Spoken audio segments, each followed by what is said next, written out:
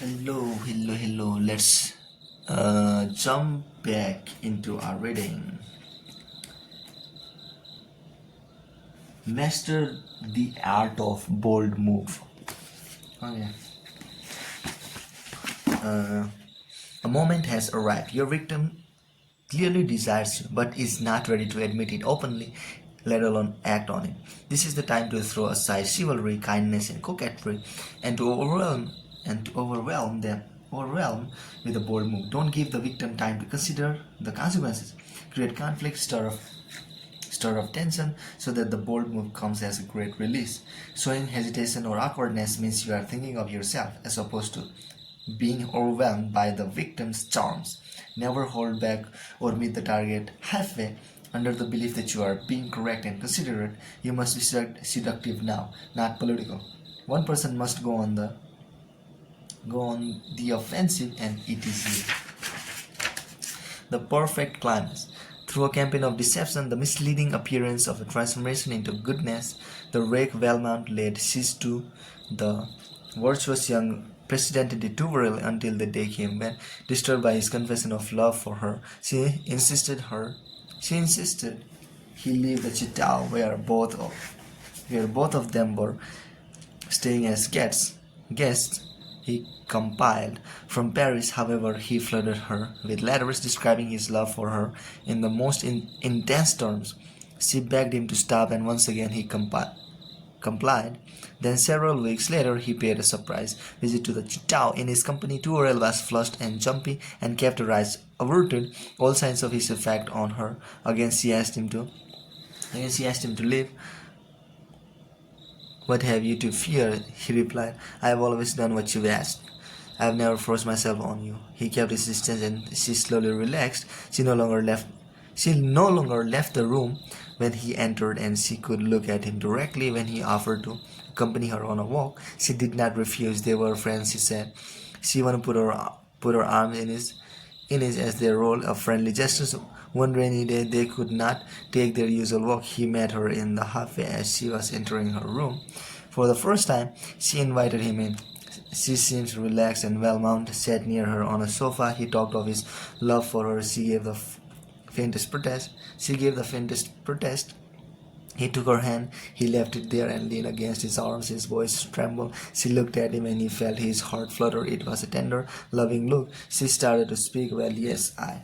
Then suddenly collapsed into his arms, crying. It was a moment of weakness, yet Valmont held himself back. Her crying became convulsive. She begged him to help her to leave the room before something terrible happened. He did so. The following morning, he awoke to some surprising news in the middle of the night. Claiming she was feeling ill, Tourelle had suddenly left the Chitao and returned home.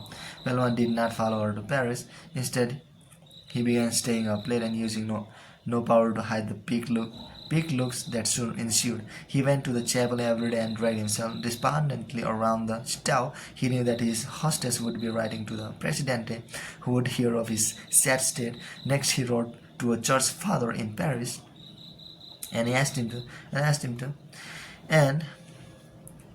pass along a message to Tourelle. He was ready to change his life for good. He wanted one last meeting to say goodbye and to return the letters she had written him over the last few months. The father arranged a meeting, and so one late afternoon in Paris, Valmont found himself once again alone with Tourelle in a room in her house. The president was clearly on edge. She could not look him in the eye. They exchanged pleasantries, but then Valmont turned harsh. She had treated him cruelly, had apparently been determined to make him unhappy. Well, this was the end. They were separating for good, since that was how she wanted it. Tourelle argued back. She was a married woman.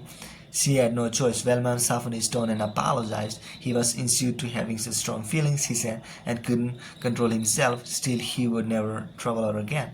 Then he laid on a table the letters he had come to return. Tourelle, come closer. The sight of her letters and the memory of all the turmoil they represented affected her powerfully. She had thought his decision to renounce his libertine way of life was voluntary, she said with a touch of bitterness in her voice, as if she resented being abandoned. No, it was not voluntary, he replied. It was because she had spurred him. Then he suddenly stepped closer and took her in his arms. She did not resist. Adorable woman, he cried. You have no idea of love you inspire. You will never know how I worship you, how much dearer my feelings have been to me than life. May your days be blessed with all of the happiness of which you have deprived me. Then he lets her go and turned to leave. Turwell suddenly snapped. You shall listen to me, I insist, she said, and grabbed his arm. He returned around and they embraced. This time he waited no longer, picking her up, carrying her to an ottoman, overwhelming her with kisses and sweet words of the happiness he now felt. Before this sudden flood of caress, all her resistance gave away. From this moment on, I am yours, she said, and you will hear neither refusals nor regrets from my lips. Turwell was true to her words, and while my suspicions were to prove correct, the pleasures he won from her were far greater than with any other woman he had seduced. Interpretation. Valmont, a character in Chorlos de Laclos 18th century novel, Dangerous Liaisons, can sense several things about the Presidente at first glance. She is timid and nervous. Her husband almost certainly treats her with respect, probably too much of it. Beneath her interest in God, religion, and virtue is a passionate woman, vulnerable to the lure of a romance and to the flattering attention of an ardent suitor. No one, not even her husband, has given her this feeling because they have all been so daunted by her prudish exterior.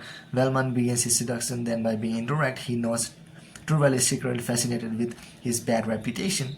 By acting as if he is contemplating a change in his life, he can make her want to reform him, a desire that is unconsciously her desire to love him.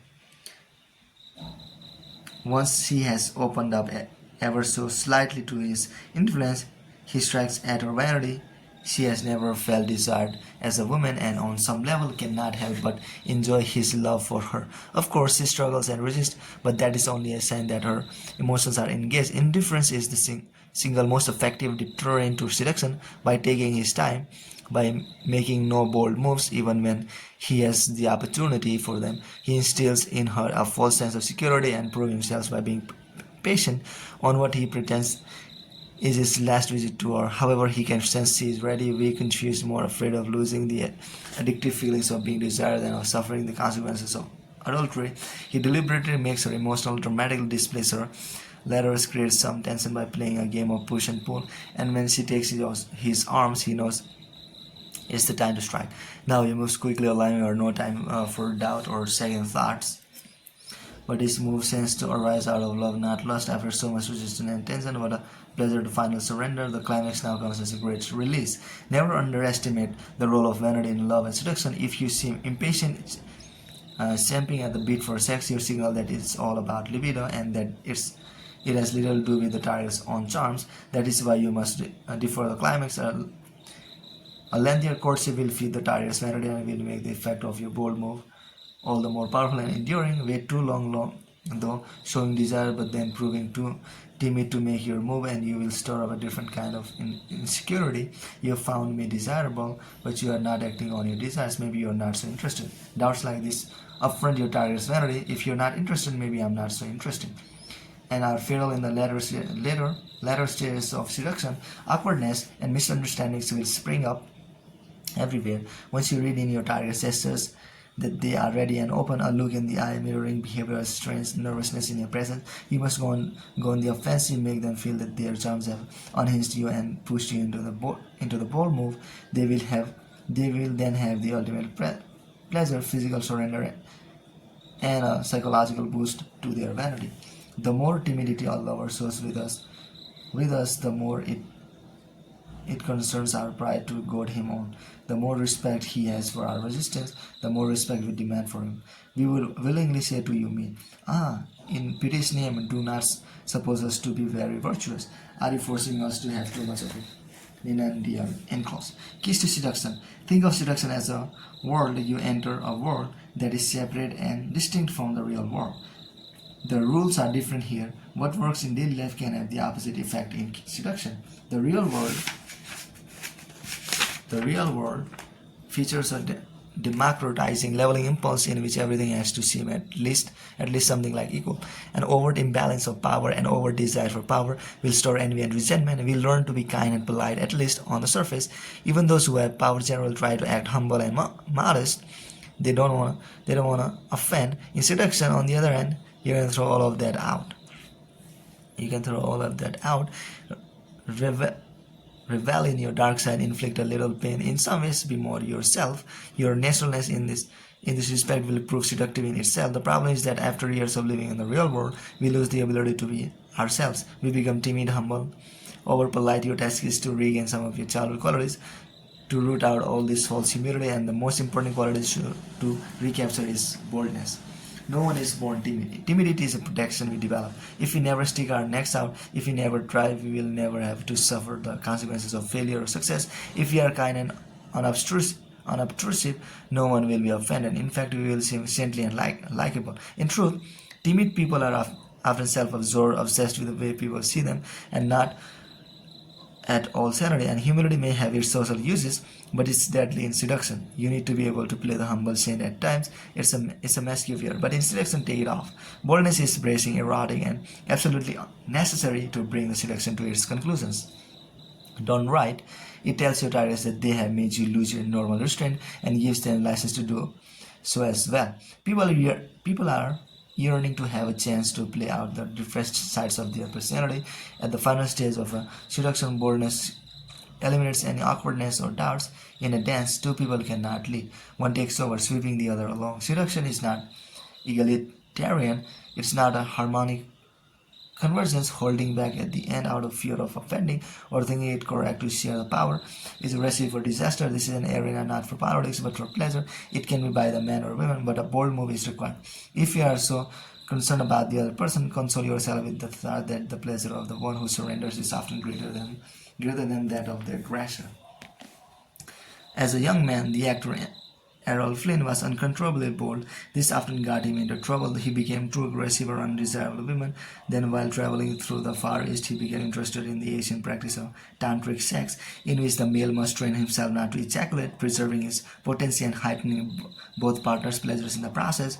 Flynn later applied this principle to his seduction as well, teaching himself to restrain his natural boldness and delay the end of the seduction as long as possible. So while boldness can work wonders, uncontrollable boldness is not seductive, but frightening. You need to be able to turn it on and off at will, know when to use it. As in Tantrism, you can create more pleasures by delaying the inevitable. In the 1720s, the Duke de Richelieu developed an infatuation with a certain duchess. The woman was exceptionally beautiful and was desired by one and all. But she was far too virtuous to take a lover. Although she could be quite coquettish, Richelieu bided his time. He befriended her, charming her with the wit that made him the favorite of the ladies. One night, a group of such women, including the Duchess, decided to play a practical joke on him, in which he was to be forced naked out of his room at a palace of Versailles. The joke worked to perfection. The ladies all got to see him in the native glory and had a good chuckle watching him run away. There were many places Richelieu could have hidden. The place he chose was the Duchess's bedroom. Minutes later, he watched her enter and undress, and once the candles were extinguished, he crept into bed with her. She protested, tried to scream. He covered her mouth with kisses, and she eventually and happily relented. Richelieu had decided to make his bold move, then for several reasons. First, the Duchess had come to like him, and even to harbor a secret desire for me. She would never act upon it or admit it, but he was certain it existed. Second, she had seen him naked and could not help but be impressed. Third, she would feel a touch of pity for his predicament and for the joke played on him. Richelieu, a consummate seducer, would find no more perfect moment. The bold move should come as a pleasant surprise, but not too much of a surprise. Learn to read the signs. Learn to read the signs that the target is falling for you. His or her manner towards you will have changed. It will be more patient, with more words and gestures mirroring yours, yet there will still be a touch of nervousness and uncertainty. Inwardly they have given in to you, but they don't expect a bold move. This is the time to strike. If you wait too long to the point where they consciously desire and expect you to make a move, it loses the piquancy of coming as a surprise. You want a degree of tension and ambivalence so that the moves represent a great release. Their surrender will relieve tension like a long-waited summer storm. Don't plan your bold move in advance. It cannot seem calculated. Wait for the opportune moment, as Rachel did. Be attentive to favorable circumstances. This will give you room to improvise and go with the moment, which will heighten the impression you want to create of being suddenly overwhelmed by desire. If you ever sense that the victim is expecting the bold move, take a step back, lull them into a false sense of security, then strike. Sometime in the 15th century, the writer Bendello relates a young Venetian widow had a sudden lust for a handsome nobleman. She had her father invite him to their place to discuss business, but during the meeting the father had to leave, and she offered to give the young man a tour of the place. His curiosity was piqued by her boredom, which she described as the most splendid room in the palace, but which she also passed by without letting him enter. He begged to be shown the room, and she granted his wish. He was spellbound. The velvets, the rare objects, the suggestive paintings, the delicate white candles, a peculiar scent filled the room. The widow put out all of the candles but one, then led the man to the bed, which had been heated with a warming pan. He quickly succumbed to her caress. Follow the widow's example. Your bold move should have a theatrical quality to it that will make it memorable and make your aggressiveness seem pleasant. Part of the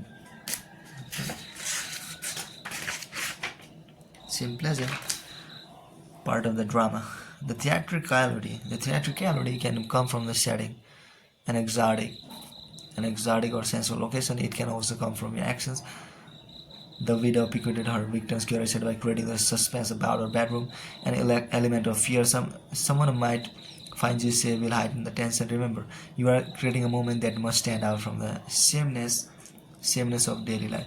Keeping your targets emotional will both weaken them and heighten the drama of the moment. And the best way to keep them at emotional pitch is by infecting them with emotion of your own. When Velman wanted a president to become calm, angry, or tender, he showed that emotion first and she mirrored it. People are very susceptible to the moods of those around them. This is particularly acute at the later stages of a seduction when resistance is low and the target has fallen under your spell. At the point of the bold move, learn to infect your target with whatever emotional mood you require, as opposed to suggesting the mood with words. You want access to the target unconscious, which is best obtained by inflicting them with emotions, bypassing their conscious ability to resist. It may seem expected for the male to make the bold move, but history is full of successfully bold females. There are two main forms of feminine boldness. In the first, more traditional form, the coquettish woman stirs male desires, is completely in control. Then at the last moment, after bringing her victim to a bow and step back and lets him make the bold move, she sets it up, then signals with her eyes, her gestures that she is ready for him. Courtesans have used this method throughout history. It is how Cleopatra worked on Antony, how Josephine seduced Napoleon, how La Belle Otero amassed a fortune during the Belle Epoque. It lets the man maintain his masculine illusions, although the woman is really the aggressor. The second form of feminine boldness does not bother with such illusions. The woman simply takes charge, initiates the first kiss, pounces on her victim. This is how Marguerite de Valois, Louis Salom, and Madame Mao operated, and many men find it not emasculating at all, but very exciting. It all depends on the insecurities and proclivities of the victim. This kind of feminine boldness has its allure because it is more rare than the first kind. But then all boldness is somewhat rare. A bold move will always stand out compared to the usual treatment afforded by the tepid husband, the timid lover, the hesitant suitor. That is how you want it. If everyone were bold, boldness would quickly lose its allure. Symbol: the summer storm. The hot days follow one another with no end in sight. The earth is parched and dry. Then there comes a stillness in the air, thick and oppressive, the calm before the storm. Suddenly, gusts of wind arrive and flashes of lightning, exciting and frightening, allowing no time to enact or run for shelter. The rain comes and brings with it a. If two people come together by mutual consent, that is not a seduction. There is no reversal. Okay, bye guys.